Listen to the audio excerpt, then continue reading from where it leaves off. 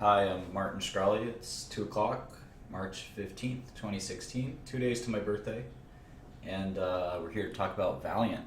I know that we've been doing our finance classes on technology of all subjects, but I know Valeant stock is down a lot today, and a lot of you have questions on it, and it's probably a good time to kind of go through the company and see what we can learn. So the stock has fallen about 50% today. And as you guys know, I like to look at the capital structure of the company anytime I look at any company. Just kind of make sure I really truly understand the situation at the company. Now, Valeant is not reporting their 10K, so we don't know what their cash and debt are. Let's double check their press release. That's their last quarter's press release.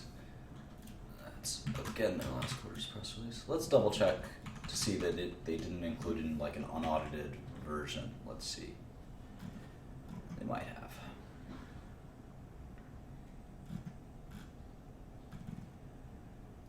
Yeah, here's a sort of an unaudited balance sheet which we can use. So let's take a look. Cash went down from 1.4 to 597, and debt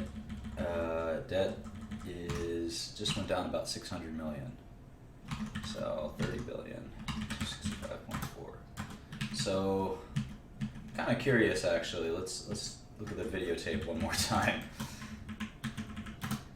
Net debt was 29,463, and now I have a hunch that net debt didn't go down, which would be a little alarming. Yeah, net debt actually increased. So it's certainly hard to see the light at the end of the tunnel when you are supposed to be in a cash flow generative position, but your net debt isn't dropping quarter after quarter. Now maybe next quarter it'll drop, and I have confidence that at some point it'll drop. But that is somewhat alarming. So in any event, let's make sure the shares outstanding didn't change much. And speaking of which, that's probably one decent way out of this mess for Valeant is to issue some shares. All right, shares used in per share computation, 349.9. Not sure why the spike in diluted shares outstanding, but regardless, that's the shares outstanding. Okay, so we're dealing with about a $13 billion equity value and about a $43 billion EV value. And the first thing that kind of should come to mind for any investor is just the basic EV to EBITDA. And you see that they're giving this sort of next 4 quarters or next 12 months NTM guidance of $6 billion in adjusted non-GAAP EBITDA.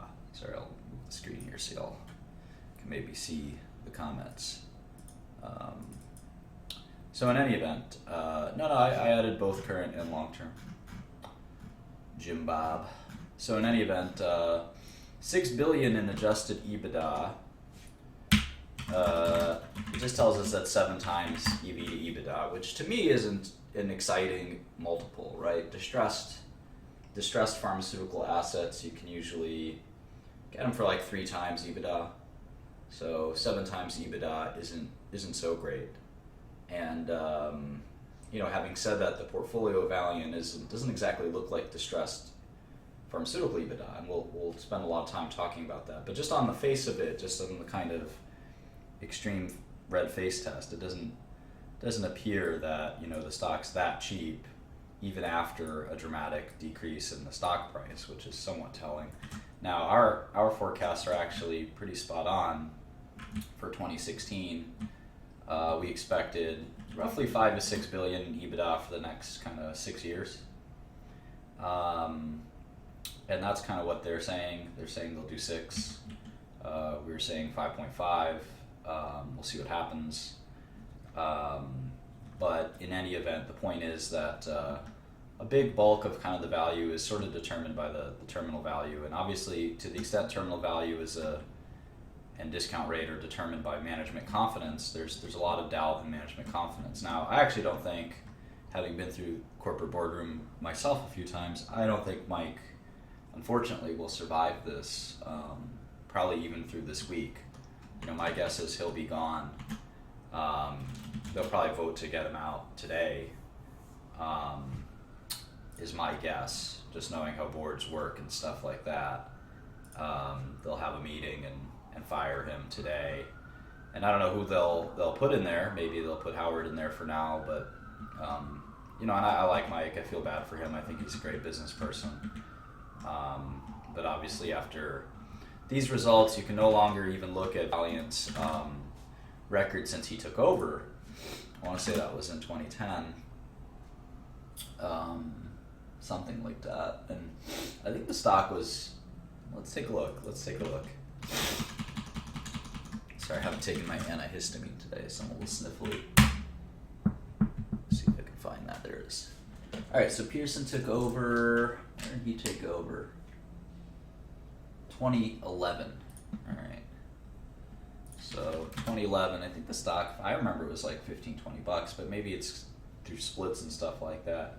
So, he certainly took the company on a pretty wild ride up, but just as wild of a ride down in the last few months. So if I were on the board of directors, that's sort of the last buck is the stock gone up since you started? And the stock has not gone up since Mike started, which I think is, kind of, pretty much the last straw for any CEO. So in any event, let's take a look. Let's update the model for some of these Q4 results. And I think the reason I didn't do that in the break was just to kind of show you how I would do it. Anyway, it's fun to see the metadata in this file as Align Technology. Align Technology is the braces company. They make Invisalign, so I think that's right. Align Technology. I don't know why that's here, but it's probably the IR company's same client, but it's always embarrassing. Anyway, 210 Xifaxan revenue.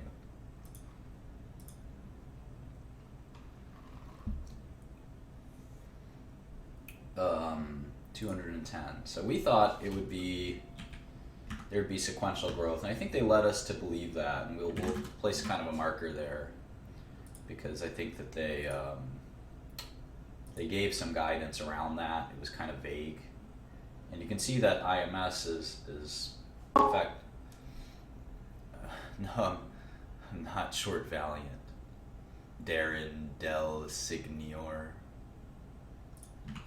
I have not traded Valeant stock in probably over a year. So in any event, let's go to IMS real quick, just because I think there's some interesting data here. So if you look at, and I have two IMS files because I think IMS actually changed some reporting stuff. So let's take a look. All right, so Q3 to Q4, we had 7 or 8% sequential growth. So to see 7 or 8% sequential decline in reported revenues is pretty, well, it wasn't a decline. Let's see, it wasn't. To see any decline is a little surprising. We got a 5% Xifaxan sequential decline, despite a 8% sequential growth. So obviously stocking changes would account for that, but still disturbing. And I think if you do back out the Q1 guidance, it's even worse.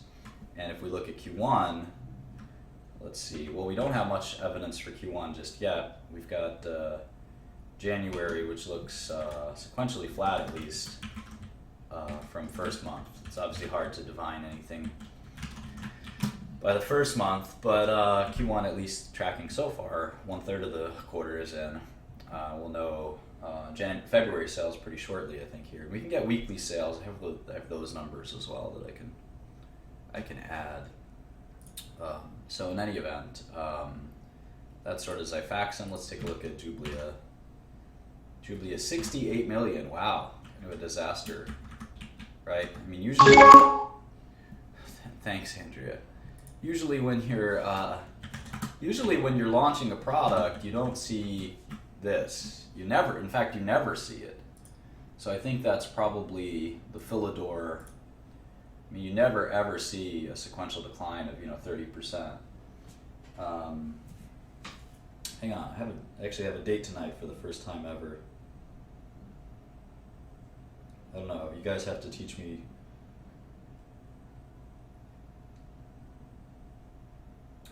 what to do. Just kidding. Okay, so yeah, the fact that you'd have this huge sequential decline in revenue is kind of alarming. 36% decline in Jubilee revenue quarter over quarter in the middle of a launch quarter, or in the middle of a launch, right? This product launched 4 or 5 quarters ago. I've never in my life seen that kind of a decline in the middle of a launch. So very bizarre, very truly bizarre. So don't know what happened there. Probably Philidor changes, maybe. And then again, if I'm a wholesaler or something like that, I probably am not too excited about stocking Valeant products while all this kind of controversy is going on. So that, that certainly contributes to the softness seen in these 2 quarters. And I'm not going to focus too heavily on the quarters because I think the vast majority of the value of the company is in the tail, as is with most pharmaceutical companies. And as I fax in, I'm just going to have to reevaluate kind of growth here. And we know that there's a generic on the way, or on deck, as my favorite rappers would say. And so what that tail looks like is unclear, but certainly by 2025, I don't think Xifaxan is a valuable brand. I think that's fair to say. And then you end up having kind of a small pharmaceutical business.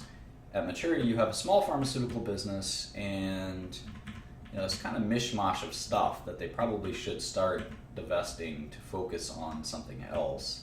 You don't have that big of a consumer business. You have this derm business, and again, derm, what does derm really look like over time is unclear. It seems like if you want to be a real cynic, a true cynic, you could say that derm was and again, I'm being really cynical here, it doesn't reflect how I believe, but you could say that derm was kind of a loophole business that, Valeant exploited really well. Not too different from price increases and stuff like that, where you can get this excess growth from temporary excess growth, if you will, from this business plan. And that business, including these sort of very expensive, very expensive and very not kind of medicinally important medicines would be kind of taken up in this fashion. So the question is, will derm decline faster than this? Is a good question. So you have this small consumer business, kind of a small diverse pharma business, and then you have Bausch & Lomb. And what's kind of funny is, certainly Bausch & Lomb is worth something, but we still have an enterprise value of $42 billion, so we have to figure that out. And then you have kind of a big foreign business, which again is somewhat unclear. So if you just take a really conservative look at it, it's a $2 billion EBITDA or $4 billion EBITDA company at maturity. The question is, what's the growth profile at maturity? And I think that's something that's hard to tell.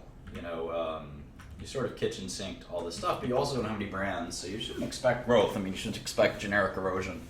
So if you look at sort of a negative 5% maturity, 7.5% discount rate, I get that the stock is not that attractive, right? $50 per share versus the current price of $37. But let's keep digging in. We have a long way to go here. I'm probably gonna stop at 4 p.m. So just so anyone wants to budget time. All right, Wellbutrin at 93 million. So Wellbutrin is one of the great puzzles of life. How this old multi-source generic drug continues to do well is shocking and amazing, and I still can't quite figure it out. But Wellbutrin had a decent quarter, so go figure. Xenazine went generic last quarter. In fact, I almost got into that market. So their Xenazine dropped quite a bit. I think it went generic last quarter, so I'll look that up in a second. Provenge, where's Provenge? 77 million. So Provenge is hanging in there. Provenge is a weird product. Many of you are familiar with Dendreon, the company that went bankrupt that Valeant acquired. I'd be curious to see what their margins are on it. Dendreon had a very hard time. Very hard time getting good margins. All right, Solidyne somehow dropped off their top products list. Is that right? Or did I miss that? Where is it? I must be missing it. How could it not be here? 26 million. What? 54, 61, 57, 65, 66, 26? Is Wayne Brady? No, I'm kidding. I don't know if you know that Dave Chappelle skit with Wayne Brady, but Wayne Brady plays a pimp in that skit, and one of his distributors comes up short. So this was a very bizarre quarter for Solidyne. 54, 61, 57, 65, 66, 26. It's very, very bizarre. 75% sequential decline in Solidyne. Kind of tells you that, you know, a lot of their, and that raises the questions. Yeah, exactly. Does Wayne Brady have to slap a? So, you know, we've been expecting Derm to grow, or at least not shrink dramatically. Maybe now we're realizing that without these tricks up the sleeve, that Derm isn't really gonna. Derm's not gonna grow. Derm's gonna shrink. And yeah, I'm saving this and it'll be uploaded. It'll be uploaded. So if we make Derm shrink, which is fine. And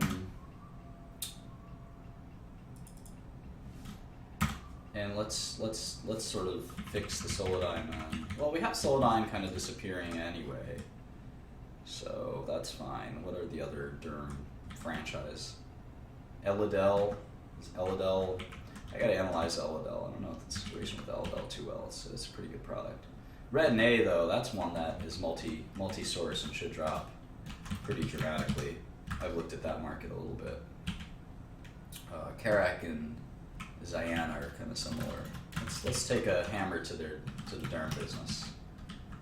The idea that the Derm business was sexy is kind of been propagated by Valeant. May not really be the case. So let's be nice and aggressive here. Tacrolimus is a bit different. Maybe I'll just have it drop 2% a year or something.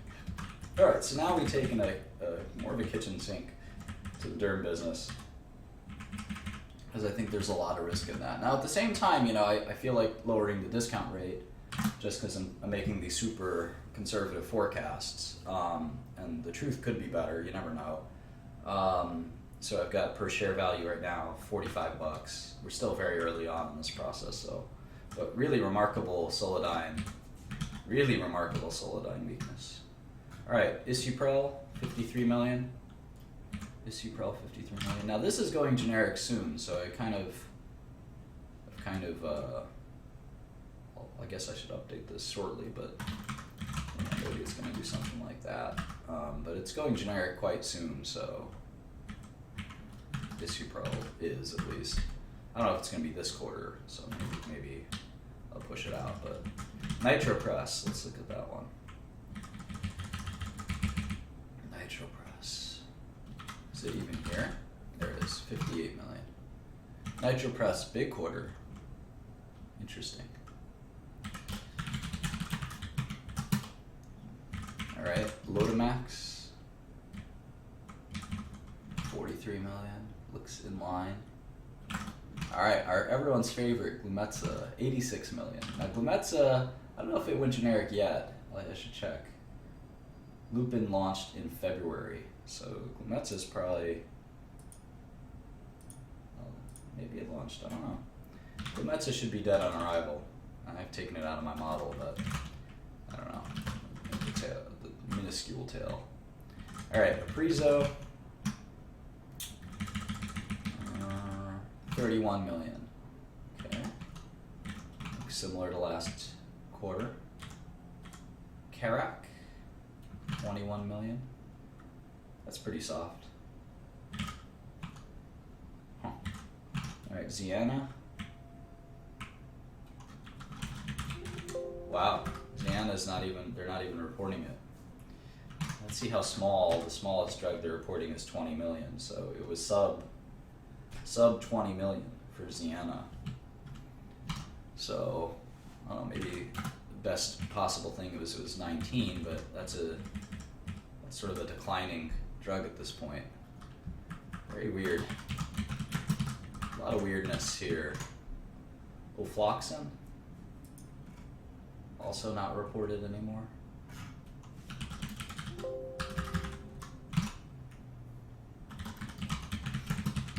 How about Arrestin? Arrestin. 32 million. Alright, well, that's not so bad. Movaprep. That's a Salix drug. Not reported, so wow, that's a big sequential decline. Retin-A. No way. Wow. So Derm really took it on the chin. You gotta look at Retin-A, that's another big sequential decline. How about Clendigen? Nope. Wow. And Elidel finally. If Elidel's not on here, there it is, 25. Alright, so Elidel dropped 22% sequentially. It's pretty bad. Cupramine, my favorite. 27 million. Alright, Cupramine's a steady Eddie. I think a generic to Cupramine is coming at some point, but maybe not today, maybe not tomorrow, but at some point it'll come. How about Uceris? That's supposed to be their big growth brand. Uceris. 39. Wow.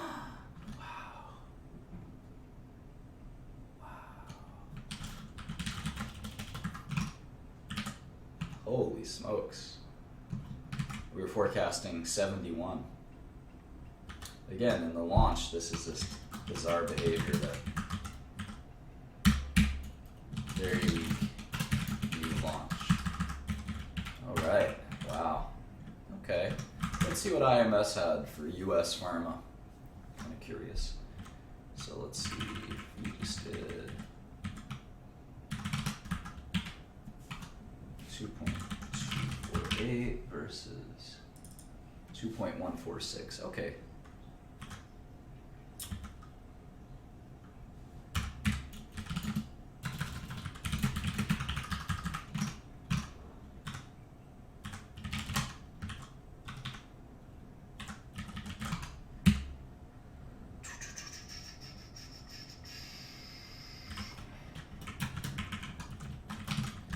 Alright, so it sort of tracks IMS relatively well, maybe except for some stocking issues.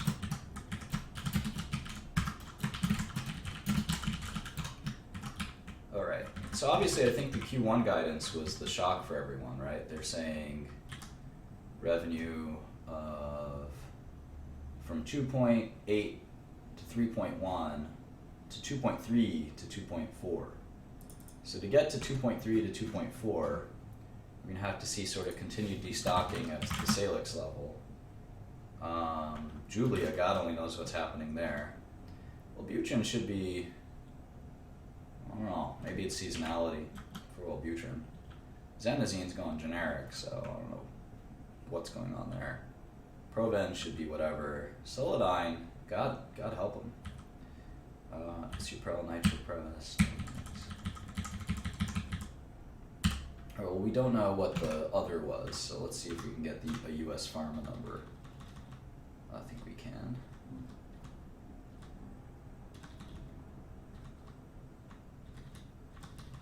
Let's go to the quarterly report. Product sales. I wonder if did they give up on segment reporting this quarter? That would be alarming if they decided to do that. No, they didn't. Okay, good. So, US Pharma, 1.9 billion, and that's roughly what we got here. We got to make some small nips and tucks, I think, but that's probably about right. Okay. In fact, we can calculate the other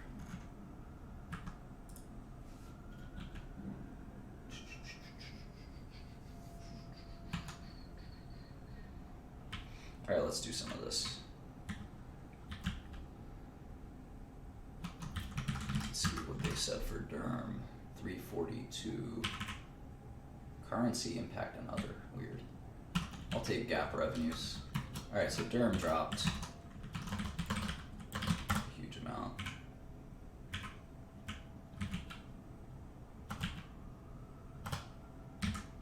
How about consumer? Consumer's going to be the one valuable brand. It's like 600 million in annual revenue. It's probably worth what? 2.5 billion? Something like that. Let's see. Ophthalmology, RX. That was the Bausch & Lomb pharma business. That's probably still worth something. Contact lenses. Surgical. These are all surgical, actually grew quite nicely. Neuro and other. 557.5. That seems off. We'll keep looking. So maybe all the weakness came from Derm and GI. Oncology. Oncology is just programs, right? GI 509.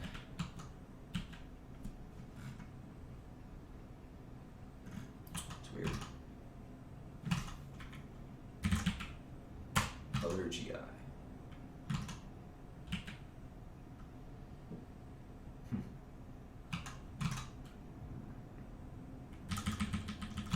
Alright, let's do this rest of world stuff. 363, 4. We'll get back to the interesting stuff in a second. Emerging markets, very good quarter. LATAM and Asia, pretty weak. Alright, so gotta do a little more nips and tucks on the income statement, but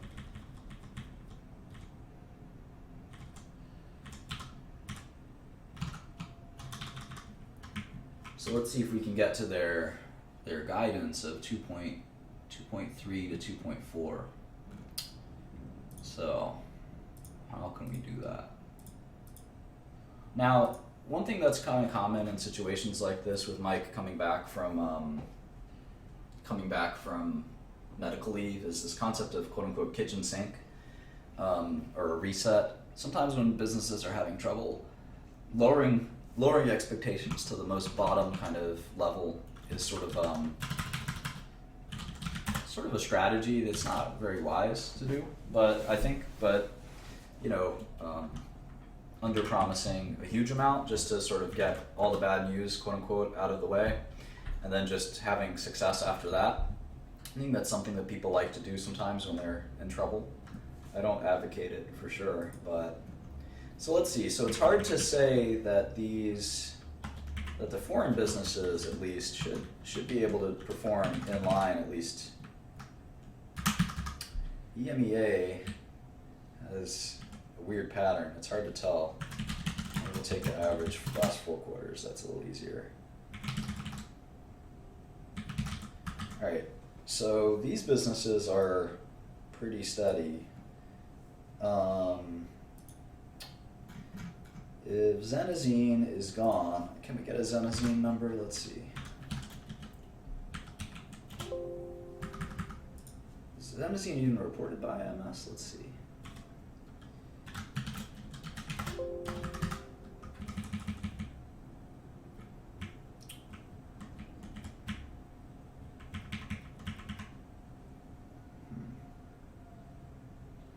It's weird because if you look at first month over first month of quarter, you actually have 17% sequential growth. But they're telling us that revenue is going to decline by this enormous number, right? 2.3. Revenue is going to decline by 15%, but IMS is telling us the US part of that is at least growing 17%. Now, they have February and presumably most of March, and we don't. So we don't know what February looked like, but stocking is probably the big issue. So maybe Xifaxan gets hammered even further. Maybe Jublia, maybe the just stocking will go down to a bare minimum. It just seems unlikely that that number is achievable, or it's going to happen. Let's see. And maybe it's this kind of other section that's going to get hit. So we can get to 2.5 and be realistic at least. Let's see. But without kind of consumer and other stuff like that falling, it's hard to see them doing 2.4 billion. So maybe they are kind of under promising and over delivering. Maybe that's the concept that they're gonna try this time. So we'll see. We'll see. But Xifaxan's kind of the problem with Valeant is that they don't really have any franchises that are valuable, right? I mean, Provenge is not too valuable. Lotamax, let's look at Lotamax. That looks like it's going to be the biggest drug at expiry. So what the heck is Lotamax? Let's go. I'll show you a cool website that it's called Drugs at FDA, and it's kind of the best website for checking out FDA approved drugs. So let's see. Lotamax is a loteprednol. It comes as it's a Bausch & Lomb product, so it looks like it's an ophthalmic drug.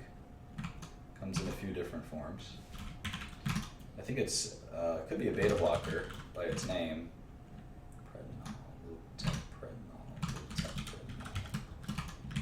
Loteprednol. All right, let's see if there's a website. Lotamax. I'm kind of curious. Maybe I'll go to IMS. I'll see if there's any. Kind of curious if there's we'll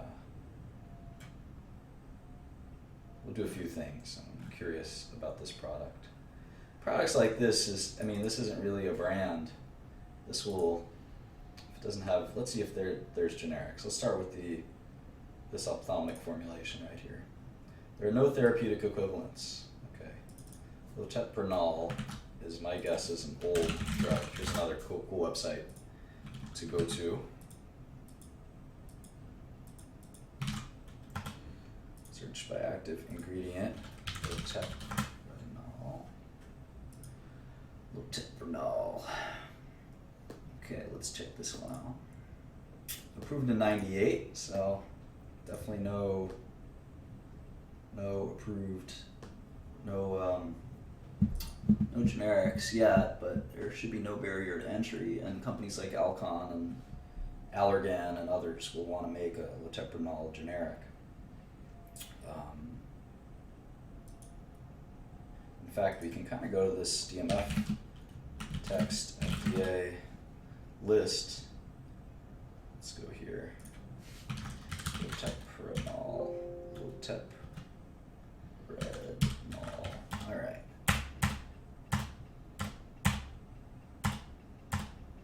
Crystal Pharma filed a DMF in 2014. Pharma Bios. All right, so at one point or another, this thing will go generic. So Lotamax, and again, this highlights my kind of issue with Valeant is it's kind of whack-a-mole. Every time you think you've got a decent franchise, this thing will probably be generic by the time, before you know it. So this ain't gonna hold the company. How about Uceris? Uceris is like, the problem with Uceris is they just had the worst quarter ever. So who knows what's going to happen to Uceris? This was supposed to be a huge product. What happened? It's supposed to be a huge growth product. So maybe Uceris will be a $200 million franchise, but that's not much relative to enterprise value of $40 billion.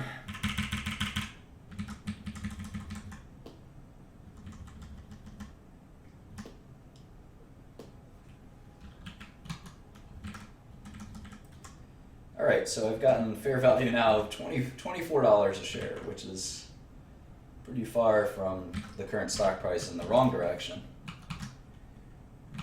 $24. could be fair value for Valeant. We still have some number crunching to do. Well, who knows what's going to happen should be the title of all presentations. Still trying to figure it out. What I hope for in value investing is when I can find a situation that's truly exploitable from a sort of risk perspective. I can find a stock that I can buy with limited to no kind of repercussions, even if the worst thing can happen. Yeah, there's a lot of different GI products like Uceris. There's no doubt about that. But let's move on from Uceris for a second. Let's go to Arestin. Arestin, I want to say, is a retinoid. But let's take a look at the FDA website. Arestin.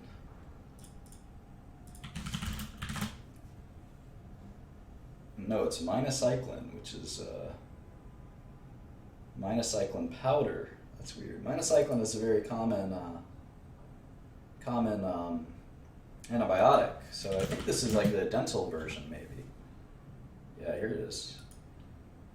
Arestin. Don't hide from gum disease.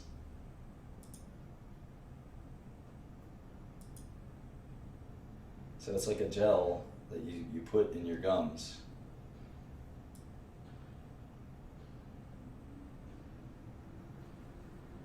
Cool.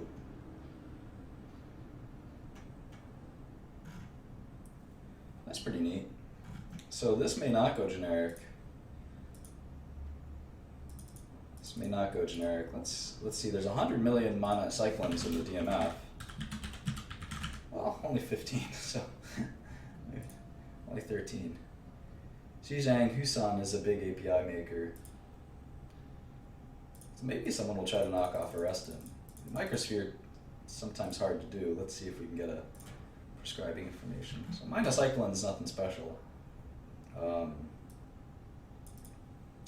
But here's the hard part. This bioresorbable polymer, PGLA, that is usually pretty tricky to make generic versions of that. And even when you do, there's going to be not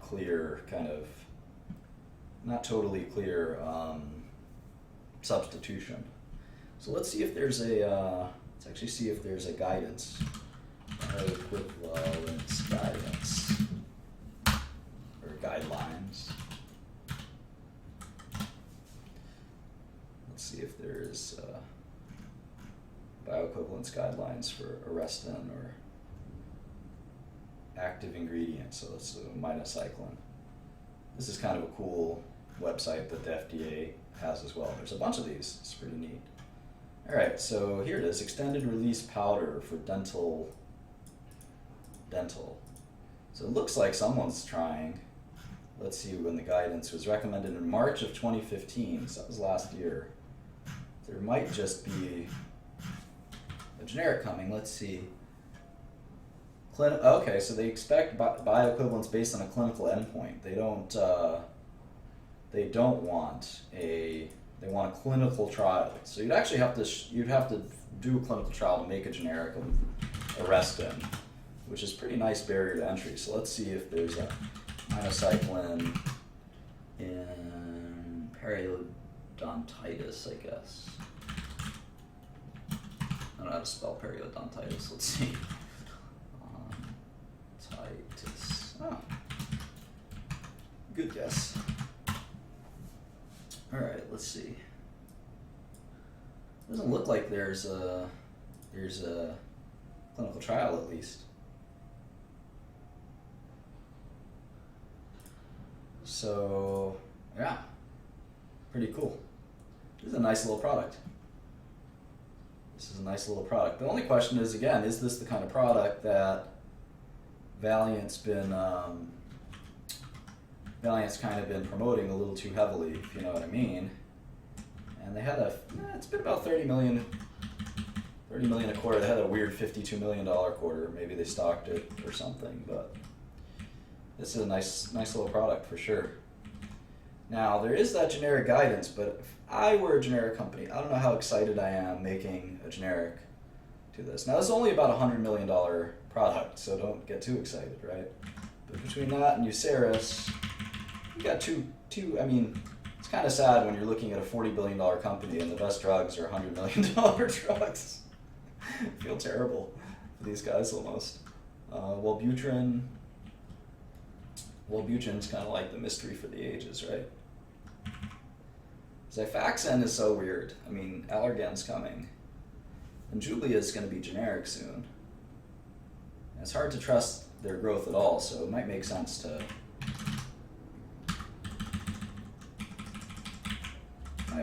chop Jublia down a little bit.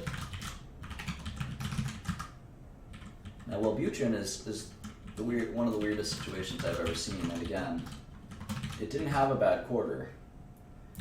Which tells me that I'm not sure how much Philidor promotes Wellbutrin. This might be just crazy doctors who like it. Alright, so when I get into situations like this, I just want to look at what's the biggest franchise. And so we have Asia, China, etc. as a big franchise, and consumer as a big franchise in terminal years. So let's look at Asia real quick, because I'm kind of curious here. I said that most of the businesses in China, about 2/3, but if you look at this quarter, it was, revenue for Asia was actually flat year over year. The Asia business is bigger than most of their drugs. So it's hard to really believe that you're going to get a ton of growth.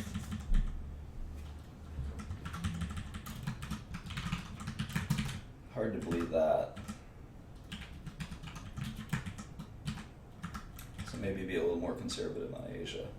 So now we're at $20 a share for Valeant, which is unfortunate.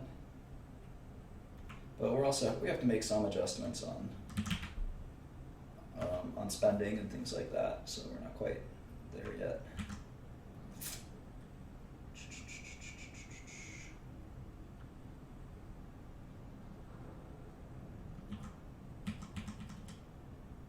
No, maybe we are. This looks pretty reasonable, actually. They're going to have to start paying taxes at some point. Probably not until they're in a cash position.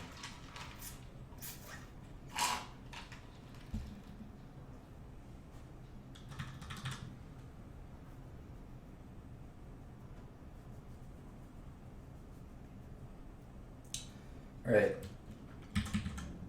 What are Valeant's top consumer brands? Let's take a look.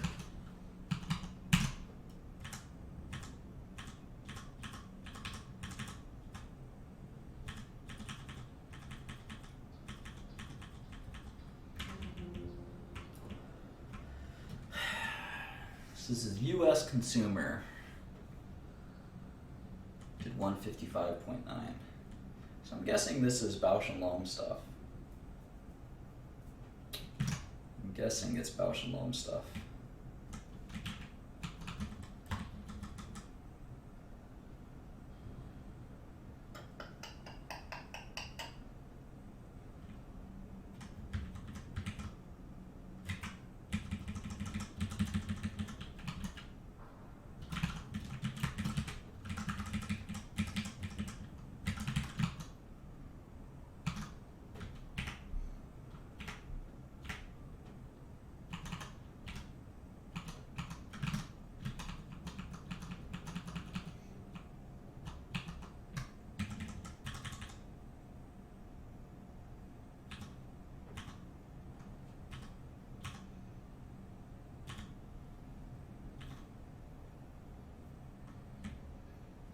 Yeah, this was a pretty big disaster, right?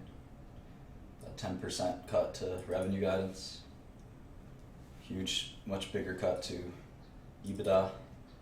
7 billion to 5.7 billion they're saying now. Although I thought they said next 12 months. So next 12 months, 6 billion. So 5.6 to 5.8 for 2016. We're at 4.6. But I guess the Q1 kitchen sink is supposed to be met with a big rebound in Q2, right? So I think that's fair. If we're gonna, especially for a drug like Xifaxan, maybe they'll rebound. We'll look at that in a second.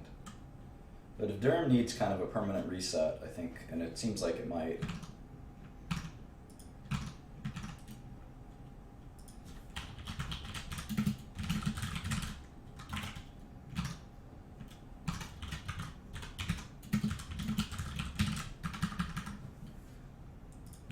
Let's see.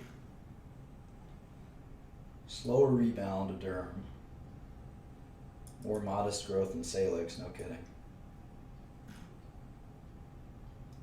GI, Derm, and Neurology.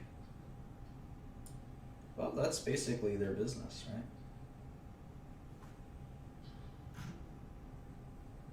Double-digit growth for GI, Dendrion, Dentistry, Contact Lens, and Women's Health. Single-digit growth in Derm. That seems unlikely, given they just had some other major Derm franchises drop 70%. Now maybe Brodalumab will do well, but I don't think so.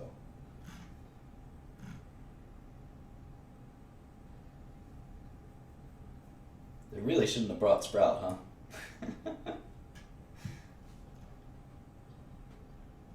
That would have been a nice $1 billion to have in handy, come in handy.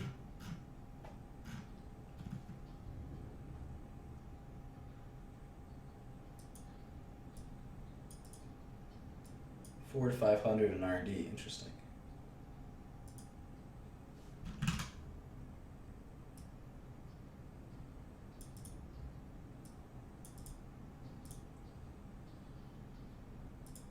Cash interest expense. All right. Their stock-based comp should be about 0, given the problems they have. Soft Lens, Ocuvite. So they're, consumer products. Let's see, soft lens. What the heck is soft lens? Soft lens are contacts. Okay. Renew. Trying to figure out what exactly is in consumer products. If it's all Bausch or not.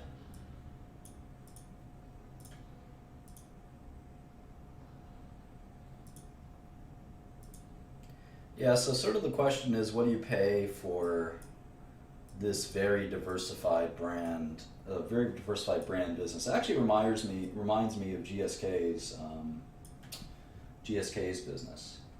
GSK was trying to sell their established products business, if you will, and it was interesting because that business was declining like 5 or 10% a year in EBITDA, and it looks a lot like this business. It's just a mishmash of crap. So now that's only part of the business, right? So if you take out the bad part, if you merge it or average it, if you will, with the good part, which is what's left. So you got a 1.3 billion of kind of crap, another 200 million of crap, so that's 1.5. So 1.5 in pharma out of 6 billion in revenues. There's 700 in consumer. Ophthalmology RX is still crappy. So let's see, $1 billion. So we'll call it $1 billion in good stuff and $1.6 billion in bad stuff. And then we'll add surgical is probably fine. Neuro is bad. Neuro is terrible, in fact. So now you're up to 2.1 is bad stuff, if you will. More than that. All right, so it's still a pretty crappy business at the end of the day in 2025. These brands don't really shine through in 2025 any more than not enough to, I think, offset the. They're not offset by the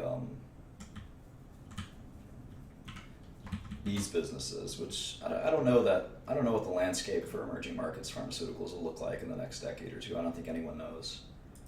And there's some excitement, but there's also reason to be skeptical. So you have this consumer business where I don't think the tail can wag the dog, because you've got really just a few billion of kind of consumer non-pharma. And even that non-pharma, quote-unquote non-pharma, looks awfully pharma.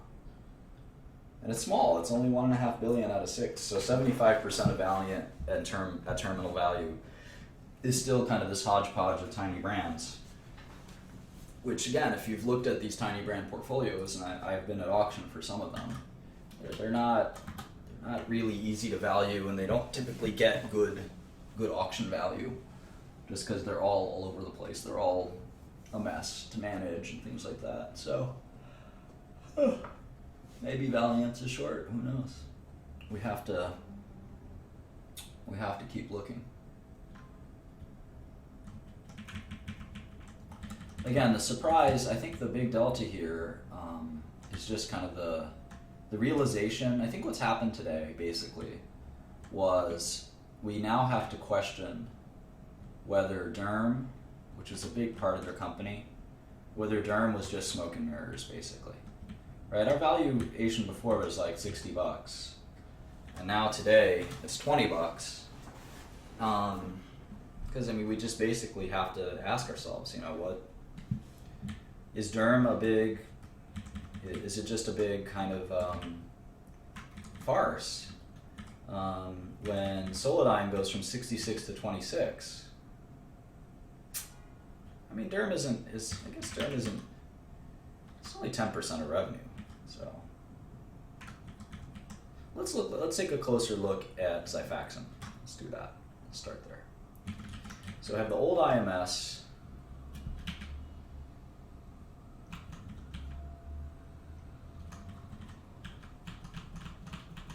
and I have new IMS. So let's kind of go through that. Okay, so it's Q4 15, Q3 15, and Q1 16. Yeah, you know what? Let me just get that. Let me either look it up on Bloomberg or get it on IMS itself, the weeklies. Let me do that.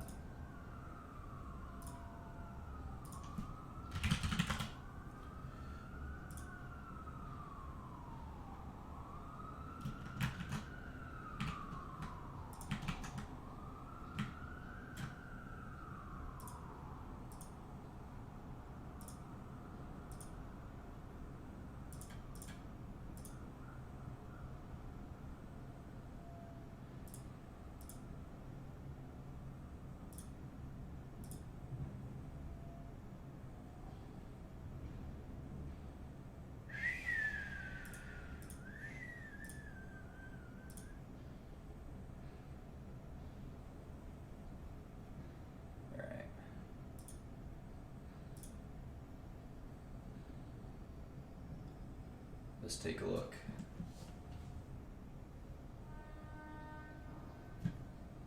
Product. Xifaxan.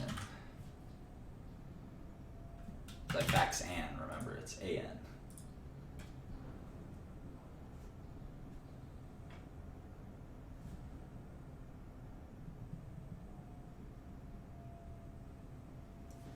All right, so let's look here.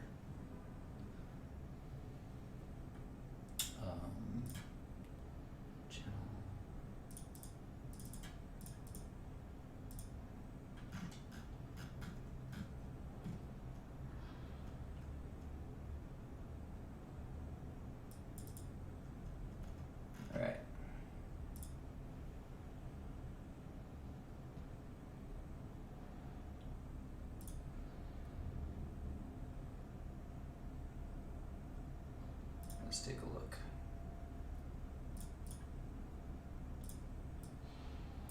All right, so how is Xifaxan doing lately? What's the best way to do this? Let's take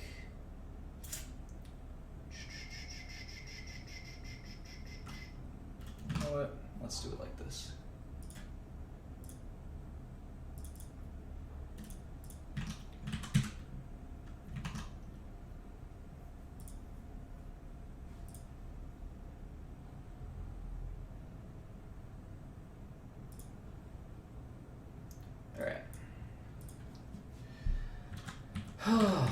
Alright, so let's see, equals sum. Now IMS is that's the week ending 3/4, so week ending 1/8 is the 7 days prior. So let's just do the count as well. Make sure we don't mess this up.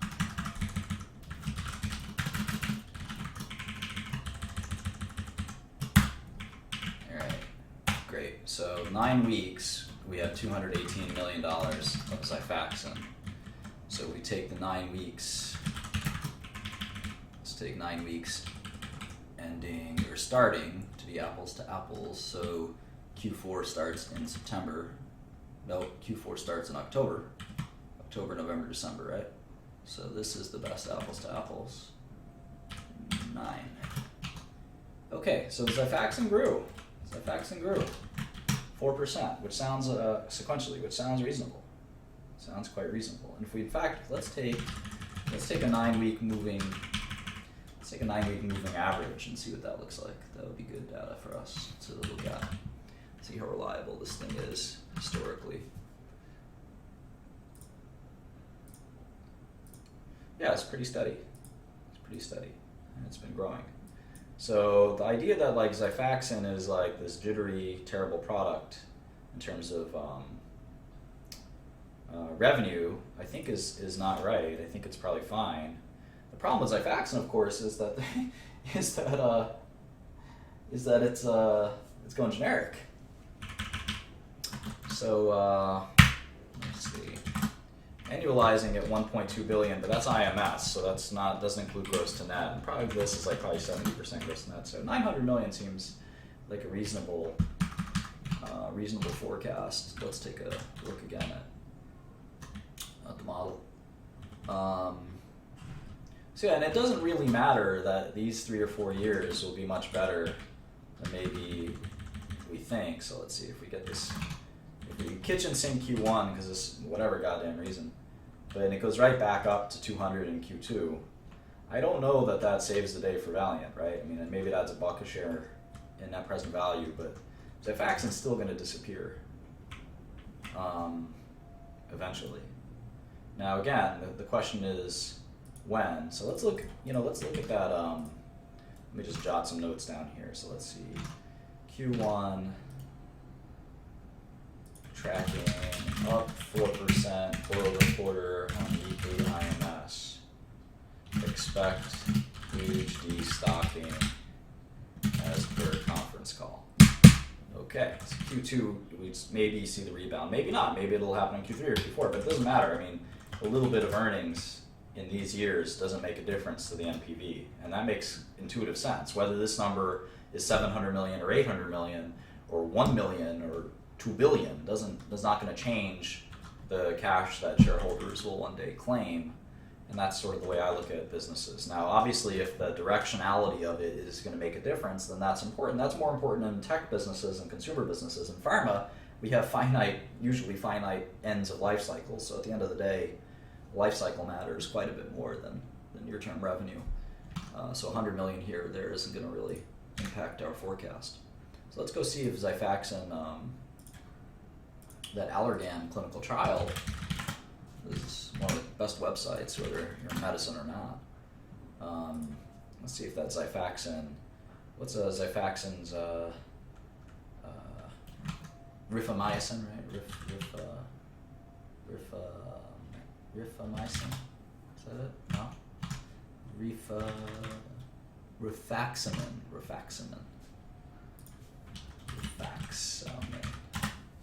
All right.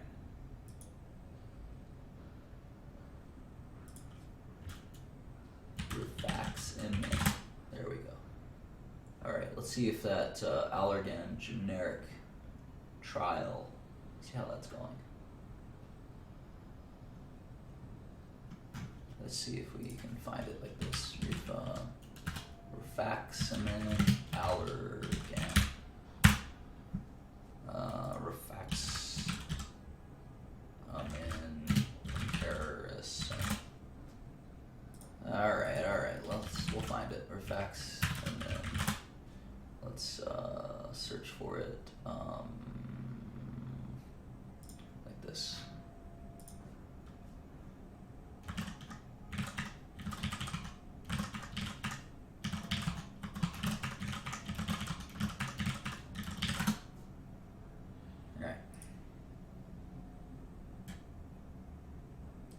Here it is.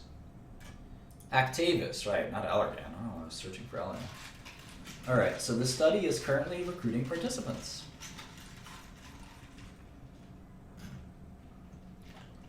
Study started in October, 750 patients.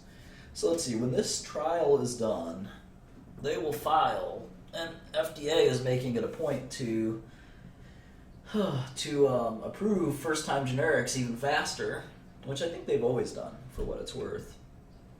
But Xifaxan's not going to be around much longer. I don't know if Valeant has any life cycle plans, but smart of Salix to sell, right? So now I have it in 2020. I wonder if that's due to IP. Let's go back to Orange Book. So I'm just going to jot down this NCT number. All clinical trials in the United States are based on these NCT numbers.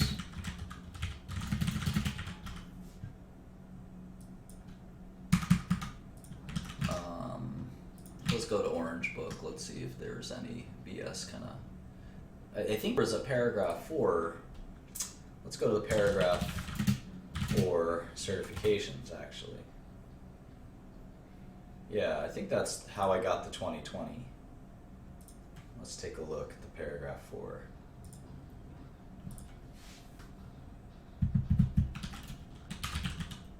Rifaximin, 12/18/15, date of paragraph 4 submission. 12/18/15, 12/18/15, 12/18/15. Now that's weird that they filed the ANDA without the outcomes from the bioequivalence study. Because if I were FDA, there's no such thing as a refusal to file an ANDAs, I don't think so. But I would say that the 30-month stay would start with the truly complete submission, not this kind of paper ANDA. So that's kind of a technical legal question. But either way, they could refile in 17 maybe. Refile ANDA. What am I doing here? Refile ANDA with the results. So if you take 2017 and you add what is the stay? It's a 2.5-year stay, right? 30-month stay. You could get a generic approval in 2019 or 2020. Let's look at the patents, though. Let's look at the patents.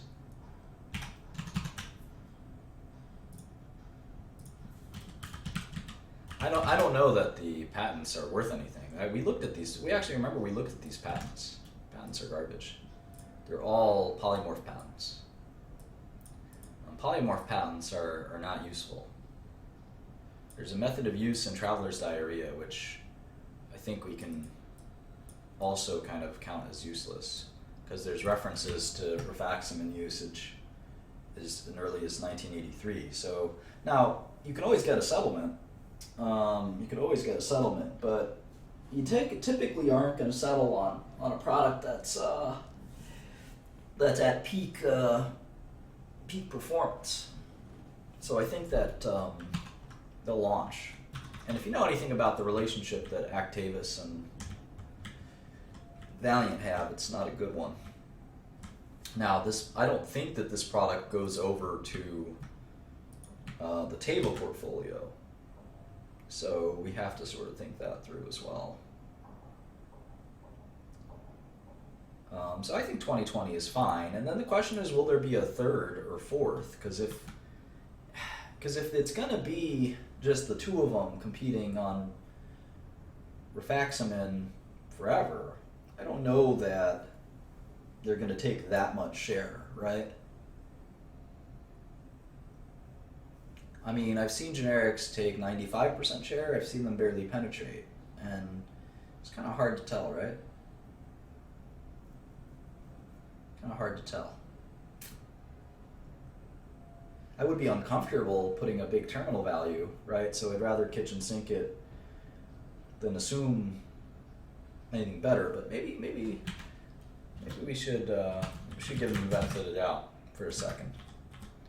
Doesn't really change the situation much. Yeah, no, the IP is garbage. The IP is garbage. The IP is already... IP defeats itself, my friend.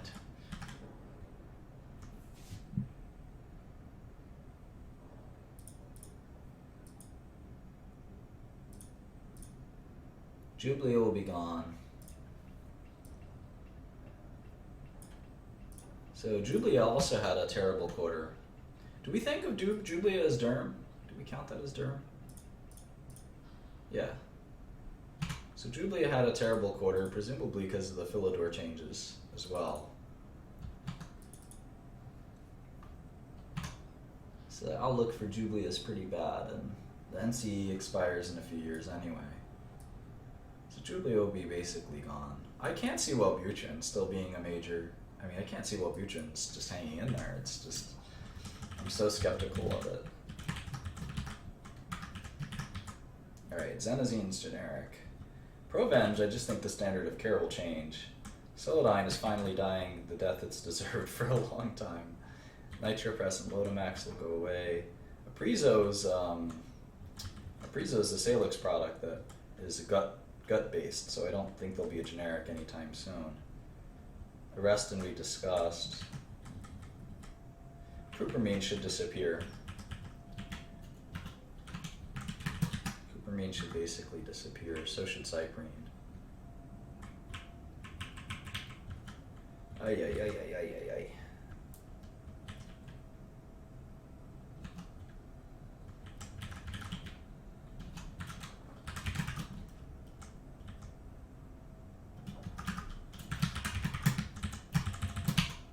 What a mess. Okay, let's see.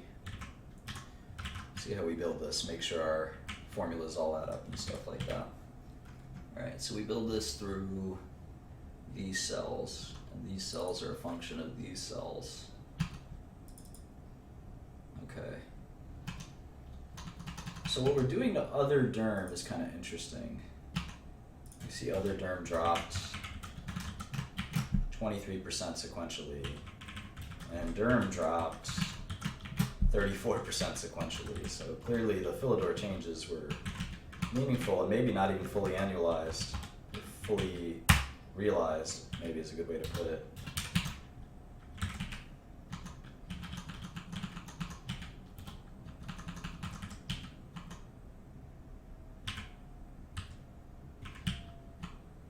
Alright, so will derm disappear or not is the question, certainly one question. So that's 500 million of revenue, it looks like. Let's see, yeah.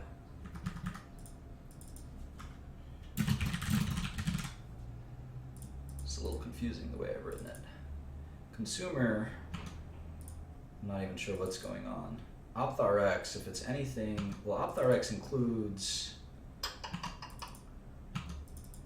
should include stuff like Lotamax, for instance. So that'll probably shrink. Contact lenses will be fine. Surgical will probably be fine. Neuro and other is kind of the problem child, because neuro and other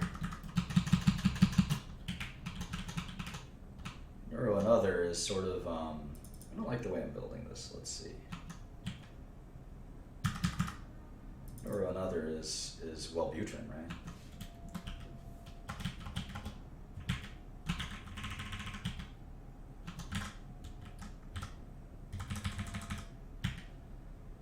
Let's see if it harmonizes a different way. Let's see.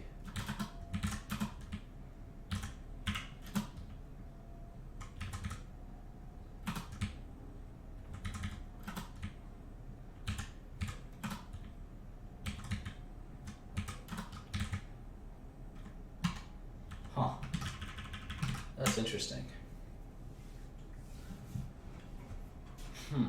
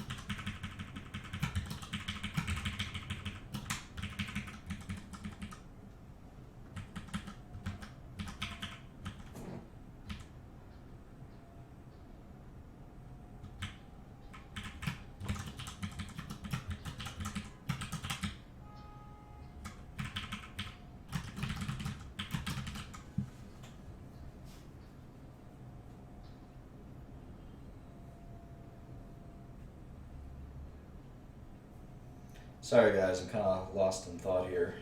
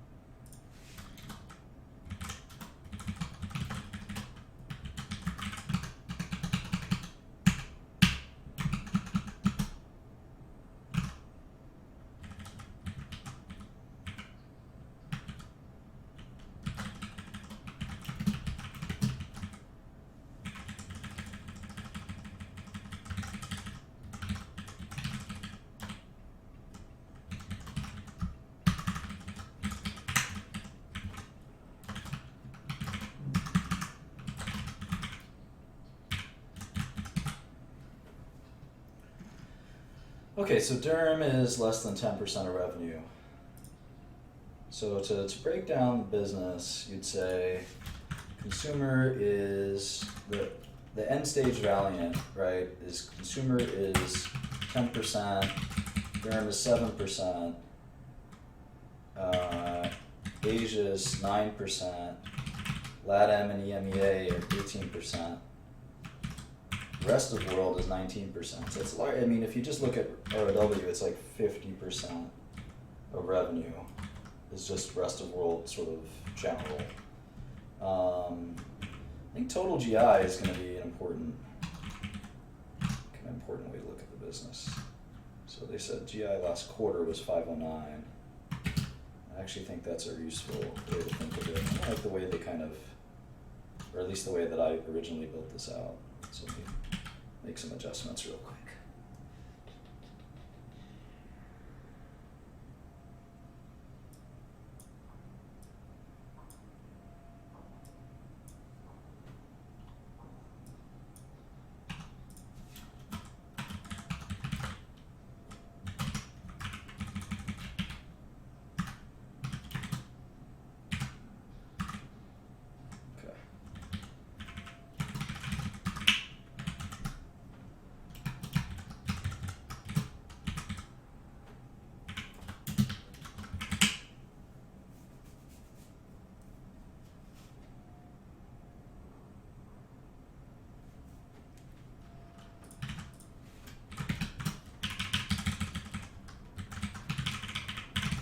GI is 13% of revenue. Neuro and other, the mysterious business is 10% of revenue. It's pretty diversified. Just a lot of diverse bad stuff. And I don't have a lot of visibility into this. Half of revenue is just kind of very mysterious, decentralized, kind of poorly run, I think, by a lot of people's accounts. Like the LATAM and the Asia business, I think a lot of people say are not that well run.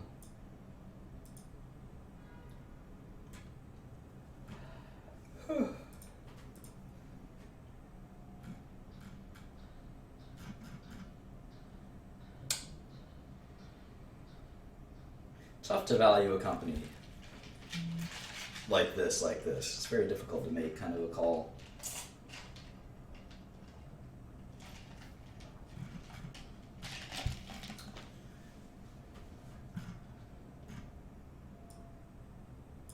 I mean, I think these are real revenues. Let's see, what did they report last quarter? In this kind of non-US, let's take the non-US business at 900 last quarter. Maybe TTM, 3.3 billion. We still have it clocking in 3 billion in 10 years, which is pretty reasonable. So half the business probably has a maturity profile. Kind of a weighted average maturity, since that is That's kind of driving quite a bit of this analysis.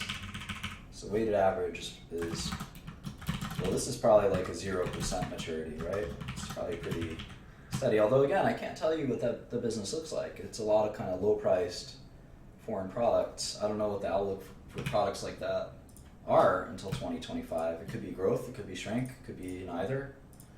Pretty difficult to predict. Now for pharma, I can tell you that this stuff should decline pretty briskly even. I'll just do a bit there. So that's -5. That's definitely negative. Surgical should be flat. Contact lenses should be flat. Ophthalmology RX should decline.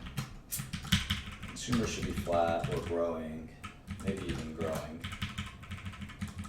Derm should be a decline.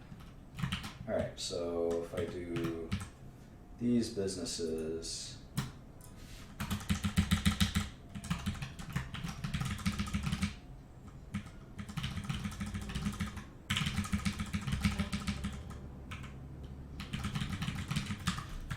what percentage of revenue I've got. 95. Where's the missing 5? Dental and oncology. Okay. So dental, oncology will drop. Proven's just disappearing.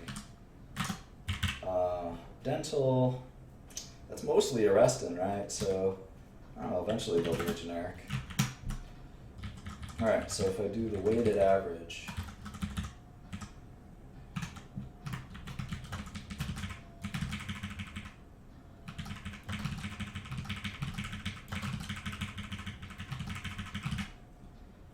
Weighted average.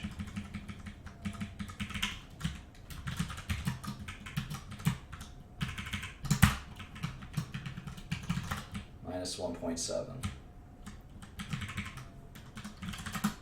Okay, so a little more endearing for sure.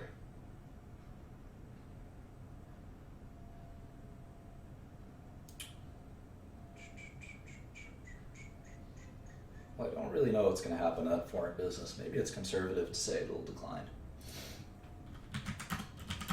Kind of curve fitting a little bit here, but I feel exactly comfortable. I'm starting to split hairs quite a bit, which I don't want to do. GI, neurology and other, I just hate this business. I think -10% is more warranted. Everything else is probably fine. Derm. Maybe derm. Alright. Alright, so let's see.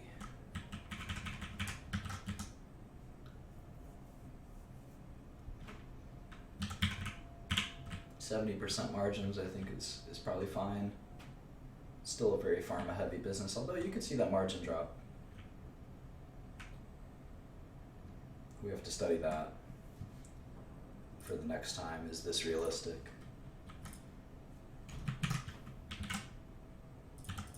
Some points to consider is 70% margins with a kind of de-farming of the business, if you will.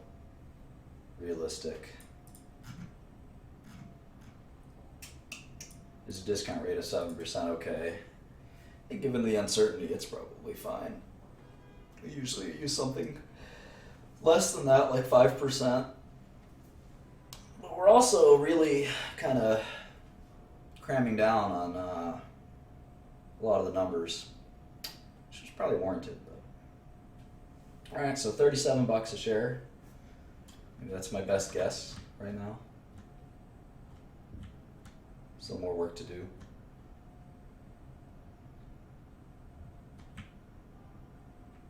Yeah, I modeled the Wu-Tang album extensively.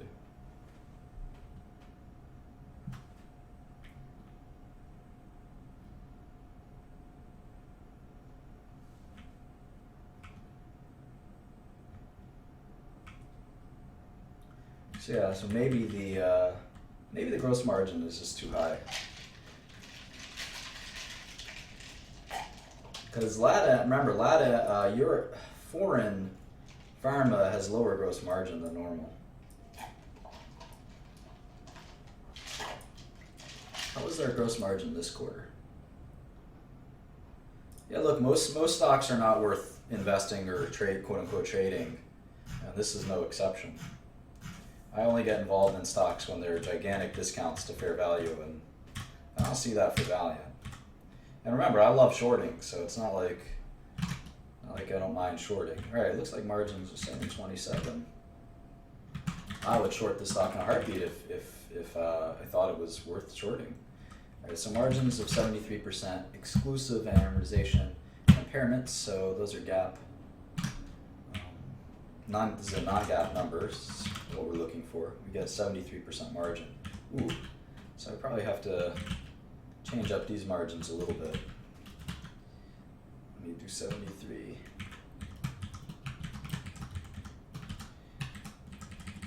All right, so $30 on margin changes, and then profile of the business. Profile of the business is if we take these guys as a percentage of revenue.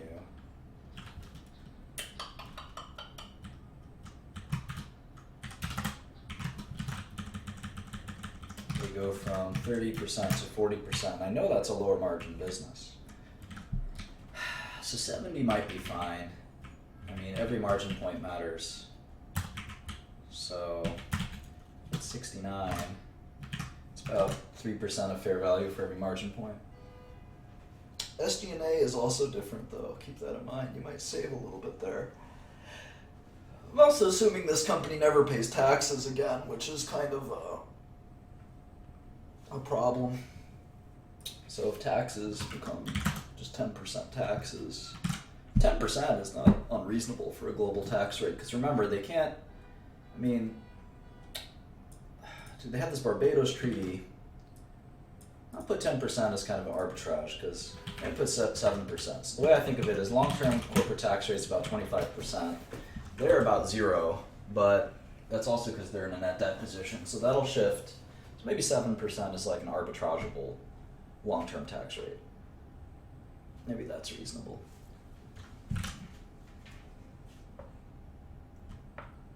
Okay, so $28 a share. That's my best guess. $28.37. All right. Well, I hope you found that helpful. I got a lot more work to do. A lot of forensic detail to examine here. Certainly, Xifaxan is one of the largest drivers, but the other big driver is just what is this foreign business? And I've actually got a foreign IMS, so let me get that out. Actually, let me get that out. It's called Midas, I think. I don't know how accurate it is. No, I wouldn't short it. I mean, like I said, most stocks, I mean, I say that for every 10 stocks in the stock market, 1 is undervalued and 1 is overvalued and 8 are fairly valued. And this doesn't speak to me as that exciting. Now, if I knew how bad their quarter was going to be, then obviously, these changes would have been incorporated previously, but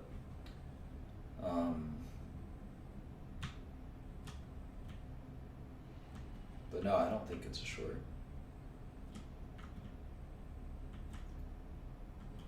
I certainly wouldn't buy it.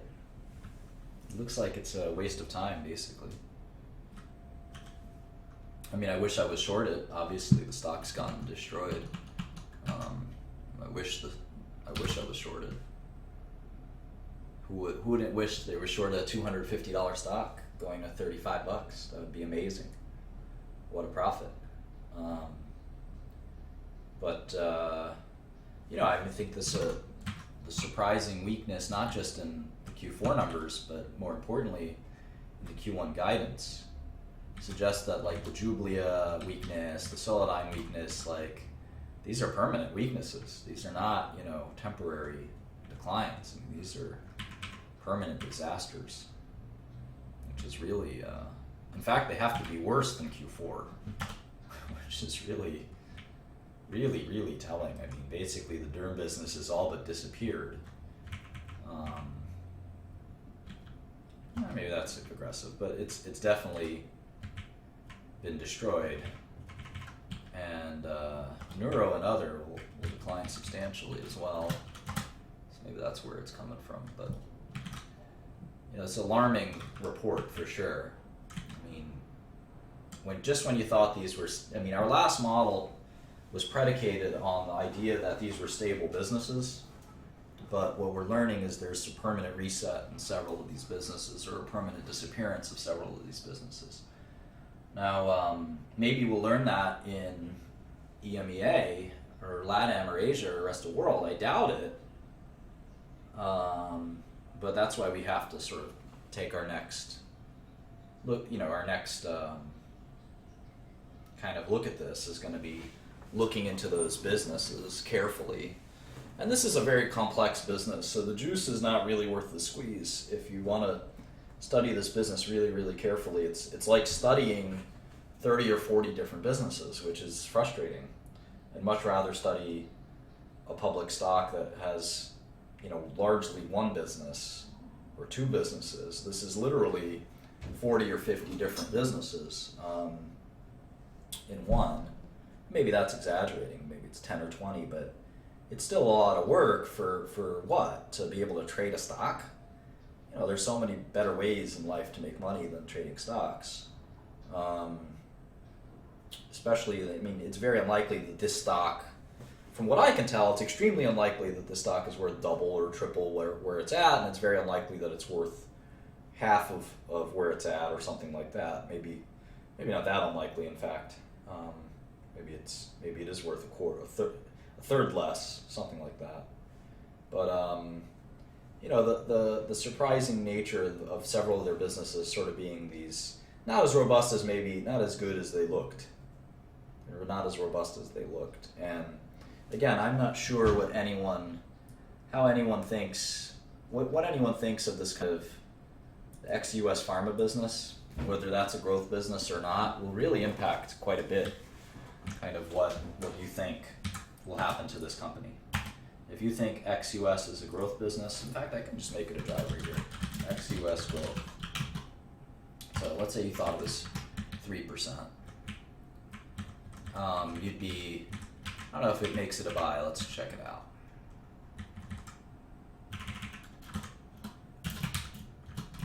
This is kind of an interesting way to do it.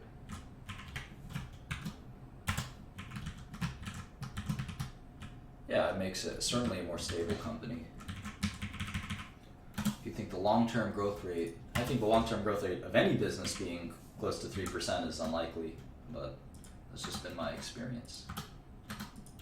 Yeah, okay, so if you think long-term pharma growth outside of the US, which is a very different market from the US, is about 3%, then one, I'd say you're being quite optimistic.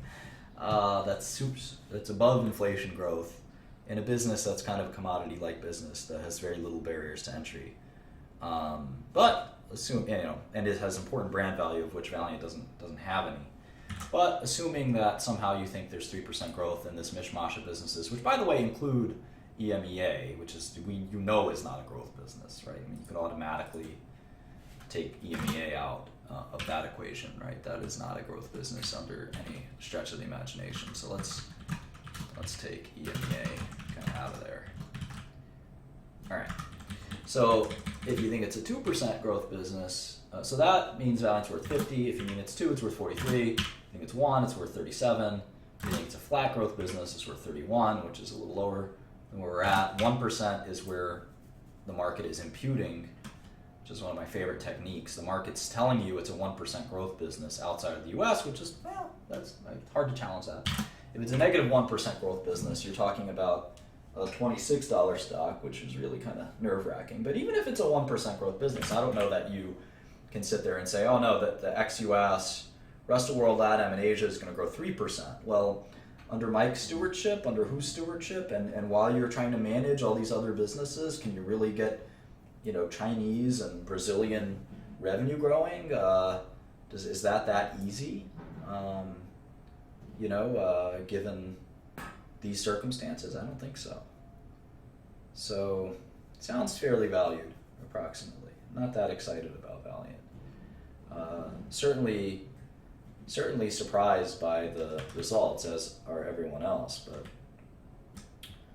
assuming kitchen sinking, the derm disappearing and stuff like that, it's still not cheap, which is the hope. The hope in all this exercise was that we would find that after kind of throwing away several bad businesses and having a 50% decline in the stock price, that there would be a buying opportunity, but I don't really see that. If I take a 6% discount rate, which is not crazy, and I think there's 2 or 3% growth in ex-US, ex-Europe, pharmaceuticals, maybe you can get back to $60 a share, which is, that's worth buying. It's kind of worth buying the stock. But, at this point, my discount rate is like close to what I would give like a Procter & Gamble, let alone a Valeant, right? And my terminal maturity growth rate is kind of reasonable. And, I've only got margins at 70%, which, arguably these are going to be lower gross margin profile products than that. I'm assuming they pay 7% taxes in perpetuity, which is, I would assume global governments over time will change that. Having said that, they obviously have this Canadian thing, but VAT taxes is a way to get around that. VAT taxes may increase over time, so any of those things could limit the ability to make money in the stock. And I'm giving them some liberties by doing a couple of these things. So, more realistic is a 6.5% or 7% discount rate, and keeping Johnson & Johnson, Pfizer, and Merck at 6%. Because obviously, if I gave, I have to give them. It's the same way we do T plus 50 or T plus 100 for Treasury bonds. We have to do J&J plus 50 or J&J plus 100 for Johnson & Johnson. So it looks like it's fairly valued. I don't think you make much money buying it. I don't think you do well shorting it. But I also said that a few months ago. So I didn't know that derm was a big facade, I guess. That if you were smart enough to say, no, your model's wrong, Martin, because derm is just smoke and mirrors, well, hats off to you. You made a lot of money shorting the stock. I gave derm the benefit of the doubt. I thought Solidyne, it's a $50-60 million product. If you know the Medicis company, it's been a $50-60 million product forever. Oh, now it's a $20 million product per quarter, obviously. And you see the same thing with Jublia. You see the whole thing with derm. And then I think the next shoe to fall will probably be Wellbutrin. Right? Wellbutrin's got to go at some point. So, but again, if you kitchen sink it, this is sort of what I'm doing here. And, it's about fairly valued and not that exciting. So anyway, that's my Valeant analysis. I hope that was helpful. I'll be around a little while longer.